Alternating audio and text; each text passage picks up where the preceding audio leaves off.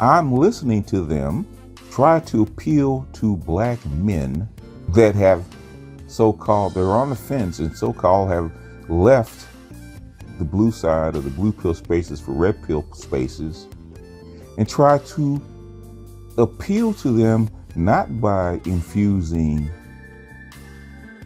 words of reason, but by shaming. And I've heard, shout out to Gab, because I like Gab. I was listening to Gab, and that's part of what triggered me. You're telling me that you don't have to have facts, or you don't have to research anything to argue against what we're saying. And that's fine. If we're debating, that's fine. If you're having an argument, that's fine, and you believe what you believe.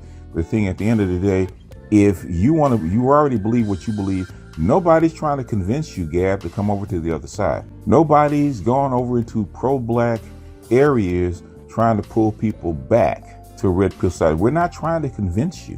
That is the issue that, I thought was my last ramble, because it wasn't a rant. I said it wasn't going to be a rant. This is going to be a rant. I thought it was clear the last time that I spoke about this. This was yesterday. The secret is that nobody convinced these guys in these red pill spaces to be over here. There wasn't no sales pitch. There is no, it's going to be better at the end of the rainbow. There is no, we're going to get you more pussy. There is no, we're going to make you more money. There is no, we're going to make the community better. There is none of that. None of that happened. None of that went on. We didn't sell people to be here. That's what you're not getting. The rhetoric that we have is not selling people to be here. We're not going over in pro-black spaces, advertise and say, hey, it's better over here in the red pill space. Nobody did that. Nobody held up a flag and a banner with a whole bunch with 10 amendments and 30 other points saying this is what you're going to have if you come over to red pill space. Nobody said that. The environment created red pill men. The environment is creating red pill men. And we tell red pill men, it is what it is. We didn't create it. You're probably not going to change it. And all we're doing is warning you that this is what the reality is, and this is the probable outcome according to historical patterns. You cannot unsee what you've already seen. And social media is all they're doing is exchanging notes. Did you see what I saw in LA over in Raleigh, North Carolina, or New York City, or Miami, Florida, or Dallas, Texas, or Houston, Texas? And it's coming back. Yes, we did. And yes, we're tired of the same bullshit that you're tired of. And the only thing that we told them is that if you don't like what you're getting, don't participate. It's the only thing we've ever said. If you don't like what you're getting, don't participate. If that woman and that scenario is not bringing you some kind of value, don't participate. It's really that simple. A lot of people try to make red pill so complex. It's like some people just came together and weaved a whole bunch of scenarios and lies together and just pulled the wool over these black guys' eyes. No bullshit. Nobody pulled anything over anybody's eyes. Most guys that come to red pill spaces look for it like I did. It's not that I couldn't get a woman. I had 4 of them. Yes, I had 4 of them. And I didn't like any one of the options that I was given. And I said, there has to be something else, because there is nothing satisfactory out there. There has to be something different, because what I'm seeing is fucked up. What I'm seeing with the attitudes and the way things are and the way the laws are, it's fucked up. I was never an incel. I became a vocel.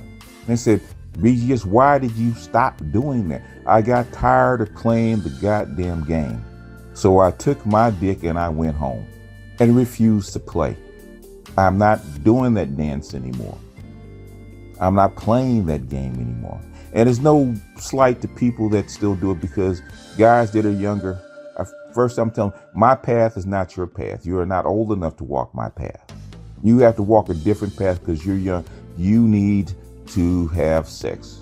You need female companionship to some degree, because you are still at that age where it is a necessary part of your life. And that has always been part of the red pill, that you have options. And your job as a red pill man is to take the best set of options for you. No matter what color you are, no matter where you are in the world, no matter what your profession is, no matter what your income level, you take the best option for you that works for you. So a lot of these acronyms popped up because they're trying to find an ideology that takes the best set of options for them and applies them in some kind of organized, meaningful way. Even though it sounds willy-nilly and it's all over the place and it sounds horribly complex, it is not. It is horribly simple. And the opponents of the red pill refuse to believe that it's horribly simple. And all we're doing is taking a complex world with simple principles, which is find the best options for you, and refining it into a procedure that we can actually work with.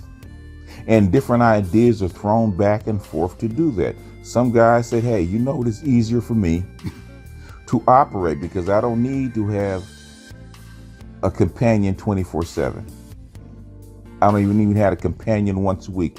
Once every 3 months, I can get on a plane, take 2 weeks off or a week off, go get it all out of my systems, come back, and I'm good. There's tons of ways in between, all the way up to I'm going to live with a chick, have a couple of kids, and I'm going to sign a prenup or whatever I'm going to do, and that's the way I'm going to live my life. And nobody from a voluntary celibate person like me all the way up to a person that wants to have a family, nobody is actually questioning their will or wants to do anything. I'm red pill. That has nothing to do with me wanting or me serving my community. Nothing. Zero. Because that's something that I want to do. Not forced to do, not obligated to do, that I want to do. And like-minded people like me that are also red pill that want to serve the community, we will do it in a capacity that works for us. There's people that don't. And the people that don't want to do it, I understand. And they understand the risk by not doing it. They fully accept it. If I'm not part of the community, I have to take what I take in the broader society. And I have to take it and work my way out of it, because guess what? I'm no longer part of the black community. And I have to understand that. I have to operate like I'm not. But you're trying to sell or shame black men because they're not necessarily serving the black community, which is bullshit. You're trying to convince black men to come back and serve black women, which is really what you're trying to do undercover, because it's not a negotiation, because black women don't have anything to negotiate with. And increasingly, as this economy rolls on, they have less and less and less to negotiate with. You know that. That's why it never comes up. So the arguments that I'm hearing is that if you act like this ideal man that you prop up and you compare it to other men, because that's the only way you can do it, you have to have a competition between men, which is something I was telling Kara last week. He was telling me the exact opposite. No, black women do not compare you to other men. Lo and behold, guess the shaming tactics that we hear, but the shaming tactics that we've heard for the last 60 years. Shaming tactic is that you are not operating like these men in these other cultures. And until you operate like these other men in these other cultures, guess what? You're going to be unsuccessful, and you're not a man. You are a man not, to borrow Tommy Curry's eloquent title. And for 200, 300, 400 years, these collection of men, of males that have been sold by their own people, transported over here, treated horribly, and made to be the underclass of this country, still to this day, are expected to compete on an unlevel playing field, betrayed by their own women. And don't give me this bullshit that black women didn't betray us. As soon as you could found a way that you could chuck us aside, you did.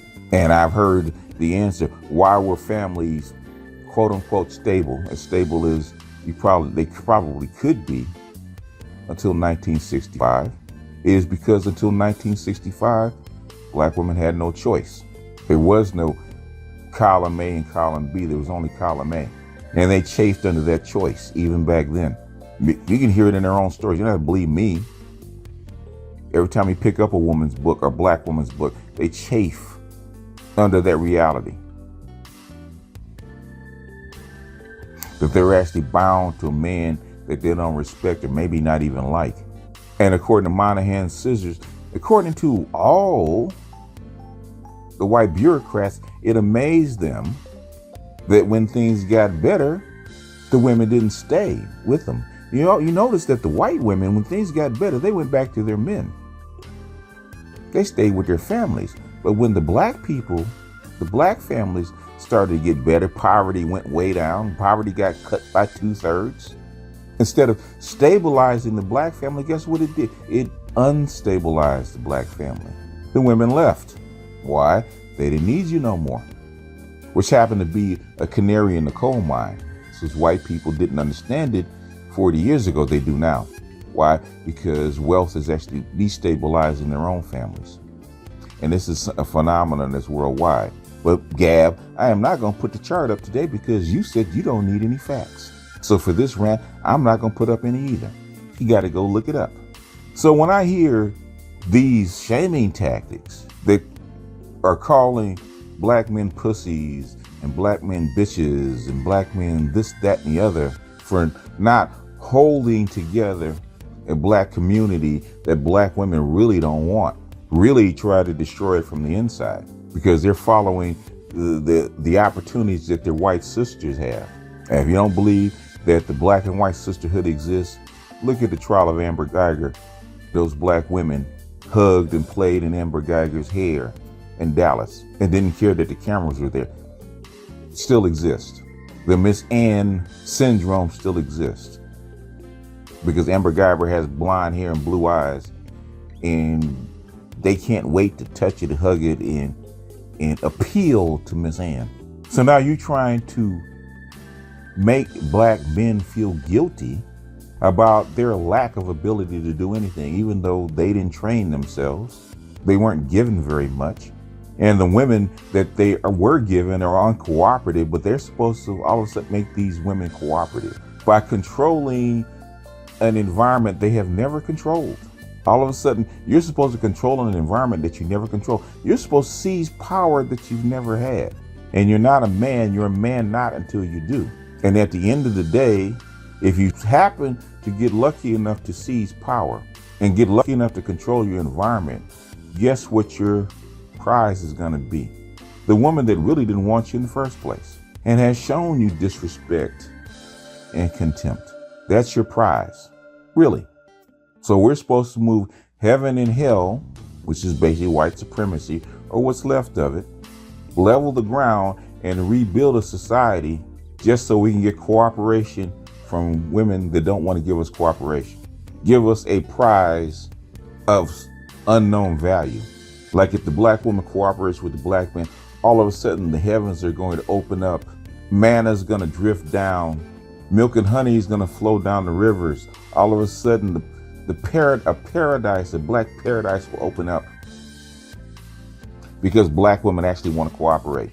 If that is the case, and that is the result, wouldn't you think that black women would cooperate and negotiate and say, hey, look, if we cooperate together, the heavens will open up, manna will float down, the waters will be clean, milk and honey will flow everywhere, and basically we will start a new era and it'll be prosperous and enjoyable for everybody.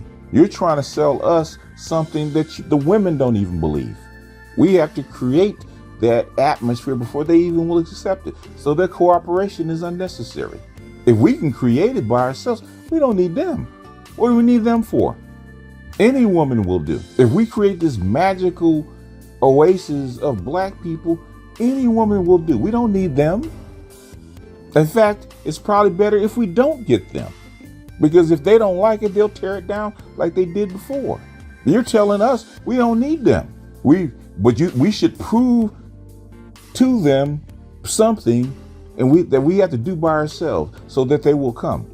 So no, we got to do all this shit without them for their approval. And the guys on the red pill side said, why should we do that? Why do we need their approval? Why do we need their stamp? Why do we need to convince them to listen to us?